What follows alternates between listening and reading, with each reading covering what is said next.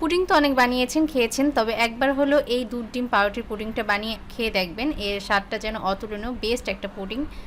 খুব সহজে এটা তৈরি করে নেওয়া যায়। আর যেসব বাচ্চারা দুধ ডিম পাউরুটি খেতে চায় না তাদেরও খাওয়ানো যাবে খুব সহজেই, কারণ এই পুডিংটা বাচ্চাদের একবার তৈরি করে দিলে তারা বারবার আবদার করবে এই পুডিংটা খাওয়ার জন্যই। এটা এতটাই মজাদার একটা পুডিং, আমার মেয়ের খুবই পছন্দের একটা পুডিং।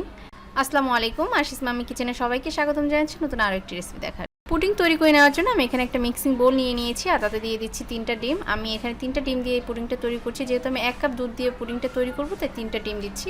দুধের পরিমাণটা বেশি হলে আপনারা বাড়িয়ে দিতে পারেন। এরপরে দিয়েছি হাফ কাপ পরিমাণ চিনি আর দিচ্ছি হাফ চামচ পরিমাণ ভ্যানিলা এসেন্স। এবার এই সব কিছু একত্রে খুব ভালোভাবে মিশিয়ে নিচ্ছি, চেষ্টা করুন খুব ভালোভাবে ফেটিয়ে নিতে। ফেটিয়ে নেওয়া হয়ে গেলে পাত্রটা একটা সাইডে রেখে আমি এখানে ব্রেড নিয়ে নিয়েছি। আমি এখানে 5 পিস ব্রেড নিয়েছি, যেহেতু ছোটো সাইজের ব্রেডগুলো নিয়েছি তাই 5 পিস নিয়েছি। আপনারা যদি বড় সাইজের ব্রেড নেন তাহলে 2 পিস নিলেও হবে। এবার এগুলোকে একটা ছুরির সাহায্যে কেটে নিচ্ছি, এতে করে এগুলো দুধে ভিজিয়ে নিতে সুবিধা হবে এবং ব্লেন্ডারে ব্লেন্ড করে নিতেও সুবিধা হবে। ব্রেডগুলো কেটে নেওয়া হয়ে গেছে, এবার এগুলোকে অন্য আরেকটি পাত্রে তুলে নিব।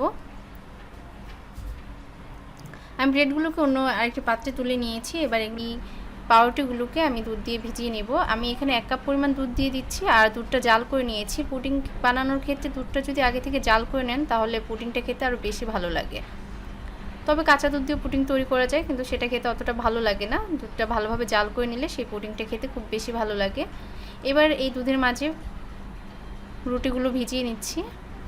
পাউরুটিগুলো ভিজিয়ে একটা সাইডে রেখে আমি অন্যদিকে পুডিং তৈরির জন্য যে ক্যারামেলটা প্রয়োজন সেটা তৈরি করে নেব। ক্যারামেল তৈরি করে নেওয়ার জন্য চুলায় একটি প্যান বসিয়ে নিয়েছি। এরপর এর মাঝে দিয়েছি 1/4 কাপ পরিমাণ চিনি আর দিচ্ছি সামান্য পরিমাণ পানি। পানি দিয়ে ক্যারামেলটা তৈরি করে নিলে সময় নিয়ে খুব ভালোভাবে সুন্দর একটা কালার ক্যারামেল তৈরি করে নেওয়া যায়। এই পর্যায়ে সব কিছু একত্রে নেড়ে মিশিয়ে নিচ্ছি। আর এরপর আর কোনো রকম নাড়াচাড়া করবো না, আর চুলার আঁচটা মিডিয়াম হাইতে রেখে ক্যারামেলটা তৈরি করে নেব। একদম কম আঁচে ক্যারামেলের কালারটা আসতে চাইবে না, তাই চেষ্টা করুন চুলার আঁচটা হাইতে রেখে ক্যারামেলটা তৈরি করে নিতে। যখন ক্যারামেলের এরকম একটা কালার চলে আসতে শুরু করবে সেই পর্যায়ে সব কিছু একত্রে নেড়ে মিশিয়ে নিতে হবে। আর এই পর্যায়ে প্যানটা অনেক বেশি গরম আছে, তাই এই পর্যায়ে চুলার আঁচটা বন্ধ করে দিতে হবে, তা না হলে ক্যারামেলটা পুড়ে যাওয়ার সম্ভাবনা থাকবে এবং এটা খেতে অনেক তিতা লাগবে। চুলা আঁচটা বন্ধ করে নিয়ে আমি যে মোল্ডে পুডিংটা সেট করে নেব সেই মোল্ডের মাঝে ক্যারামেলটা ঢেলে নিচ্ছি। আর দেখি বুঝতে পারছেন এই কালারটা কত সুন্দর পারফেক্ট একটা কালার চলে এসেছে। এবার হাতের সাহায্যে ঘুরিয়ে ক্যারামেলটা এর চার সাইডে সেট করে নিব।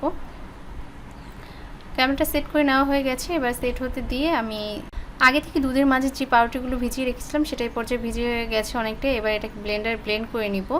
এর জন্য আমি প্রথমে একটা ব্লেন্ডার জগ নিয়ে নিয়েছি আর এর মাঝে পাউরুটিগুলো ঢেলে দিয়েছি। এবার এটাকে ব্লেন্ডারের সাহায্যে ব্লেন্ড করে নেব। প্রথমে আমি দুধ আর পাউরুটিটা ব্লেন্ড করা হয়ে গেলে আগে থেকে যে ডিম আর চিনির মিশ্রণটা ছিল সেটাও অ্যাড করে দিব।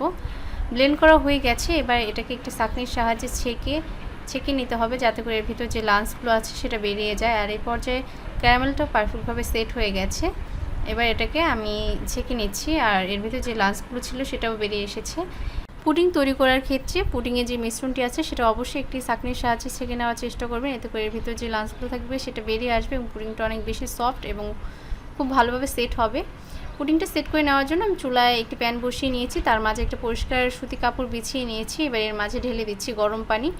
অবশ্যই গরম পানি দেওয়াটা চেষ্টা করবেন, এতে করে পুডিংটা খুব তাড়াতাড়ি সেট হয়ে যাবে।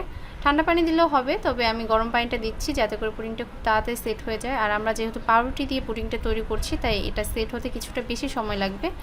আমার এই পুডিংটা সেট হতে সময় লেগেছিল প্রায় আধা ঘন্টার মতো। পুডিংয়ের পাত্রটি পরিষ্কার সাদা কাপড়ের উপর বসিয়ে দিয়ে পানি ঢেলে দিয়ে একটি ঢাকনা দিয়ে ঢেকে দিচ্ছি। আর ঢাকনার ছিদ্রটা আমি একটু টিস্যু পেপারের সাহায্যে বন্ধ করে দিচ্ছি, যাতে করে এর ভিতরে তাপটা বাইরে বেরিয়ে আসতে না পারে, এতে করে পুডিংটা খুব তাড়াতাড়ি সেট হয়ে যাবে। এই পর্যায়ে পুডিংটা সেট হয়ে গেছে। আধা ঘন্টা পর চুলা থেকে নামিয়ে নিয়েছি এবং একটা ব্যাম্বু স্ট্রোকের সাহায্যে আমি আপনাদের দেখিয়ে দিচ্ছি। এবার এটাকে আমি একটি নর্মাল ফ্রিজে রেখে দেবো প্রায় 1.5 থেকে 2 ঘন্টার মতো, কারণ পুডিং আমার কাছে একটু ঠান্ডা খেতেই ভালো লাগে, তাই আমি এটাকে ফ্রিজে রেখে দিচ্ছি।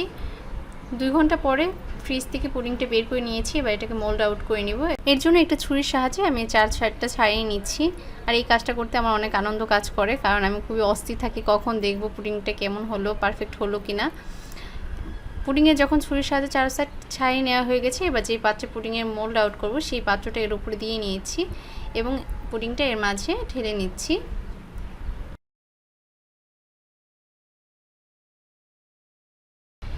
দেখি বুঝতে পারছেন মাশাআল্লাহ আমার পুডিংটা কত সুন্দর হয়েছে, যেমন পারফেক্ট কালার এসেছে তেমনি সেট হয়েছে।